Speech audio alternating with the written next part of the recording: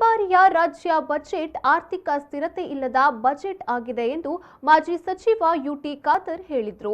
ಮಾಧ್ಯಮದೊಂದಿಗೆ ಮಾತನಾಡಿದ ಅವರು, ಈ ಬಾರಿಯ ಬಜೆಟ್ ಕಾಟಾಚಾರದ ಟೊಳ್ಳು ಬಜೆಟ್ ಆಗಿದೆ. ಬಜೆಟ್ನಲ್ಲಿ ರಾಜ್ಯದ ಯಾವುದೇ ವಿಚಾರ ಇಲ್ಲ. 71,000 ಕೋಟಿ ಸಾಲ ತೆಗೆದುಕೊಳ್ತಾರೆ ಎಂದು ಹೇಳಿದ್ದಾರೆ. 1.5 ವರ್ಷದಲ್ಲಿ 1.5 ಕೋಟಿ ಸಾಲದ ಸುಳಿಗೆ ರಾಜ್ಯ ಸಿಲುಕಿದೆ. ಕೊರತೆ ನೀಗಿಸಲು ಸಾಲ ಮಾಡುತ್ತಾ ಇದ್ದರೆ ಏನು ಲಾಭ? ಹಿಂದುಳಿದ ವರ್ಗಗಳಿಗೆ ಯಾವುದೇ ಲಾಭ ಇಲ್ಲದ ಬಜೆಟ್ ಆಗಿದೆ. ಆಗಬೇಕಲ್ವಾ ಅಂತ ಕಾಟಾಚಾರಕ್ಕಾಗಿ ಬಜೆಟ್ ಮಂಡಿಸಲಾಗಿದೆ.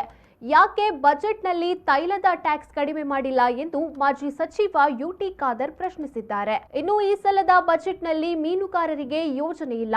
ಮೀನುಗಾರರಿಗೆ ಸಬ್ಸಿಡಿ ಸೀಮೆ ಎಣ್ಣೆ ಕೂಡ ಇಲ್ಲ. ದಕ್ಷಿಣ ಕನ್ನಡದವರಿಗೆ ಮೋಸ ಮಾಡಿದ ಬಜೆಟ್ ಇದಾಗಿದೆ.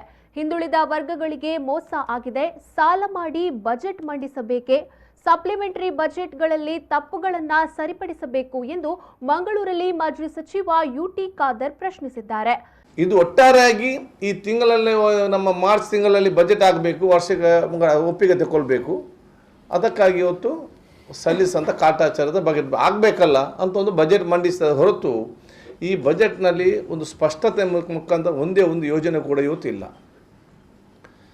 ಪೆಟ್ರೋಲ್ ಮತ್ತು ಡೀಸೆಲ್ನ ಮುಖಾಂತರ ಇವತ್ತು ಎಲ್ಲ ಕೂಡ ಇವತ್ತು ರೇಟ್ ಜಾಸ್ತಿ ಆಗ್ತದೆ ಗೊತ್ತಿದೆ. ಯಾಕೆ ಬಜೆಟ್ನಲ್ಲಿ ಅದನ್ನು ಕಡಿಮೆ ಮಾಡಲಿಲ್ಲ? ಆ ಟ್ಯಾಕ್ಸನ್ನು ಆಗ್ತಿರುವನ್ನು ಅದನ್ನು ಇವತ್ತು ಕಡಿಮೆ ಮಾಡ್ತಾ ಇವತ್ತು ಇಲ್ಲ. ಉದ್ಯೋಗ ಸೃಷ್ಟಿಸುವಂತಹ ಯಾವುದೇ ಒಂದೇ ಒಂದು ಯೋಜನೆ ಇವತ್ತು ಅದರಲ್ಲಿ ಮೆನ್ಷನ್ ಆಗಲಿಲ್ಲ ರಾಜ್ಯ ಮಟ್ಟದಲ್ಲಿ. ಜೊತೆಯಲ್ಲಿ ಕರಾವಳಿ ಪ್ರದೇಶದ ಮೀನುಗಾರಿಕರು ಹೈಯೆಸ್ಟ್ ಇವತ್ತು ಯಾವುದಿದೆ ಜೀವಿಸಿ ಯಾವುದಂತೂ ಮೀನುಗಾರಿಕೆಯಲ್ಲಿ ಎಲ್ಲ ಸರ್ಕಾರ ಕೂಡ ಮೀನುಗಾರರಿಗೆ ಒಂದಲ್ಲ ಒಂದು ರೀತಿಯ ಸವಲತ್ತು ಕೊಡೋದು ವಿಚಾರ ಇತ್ತು. ಈ ಬಜೆಟ್ನಲ್ಲಿ ಮೀನುಗಾರರಿಗೆ ಸಂಬಂಧಪಟ್ಟಾಗೆ ಒಂದೇ ಒಂದು ಘೋಷಣೆ ಇಲ್ಲ, ಒಂದು ಯೋಜನೆ ಇಲ್ಲ. ಇದರ ಜೊತೆಯಲ್ಲಿ ಹಿಂದೆ ಕೊಡದಿದ್ದಂಥ ಡೀಸೆಲ್ ಮತ್ತು ಸೀಮೆಯನ್ನು ಕೂಡ ಇಲ್ಲ. ಇನ್ನು ಪ್ರೇಕ್ಷಾ ಸಾವಿನ ಕುರಿತು ಸಮಗ್ರ ತನಿಖೆಯಾಗಬೇಕು.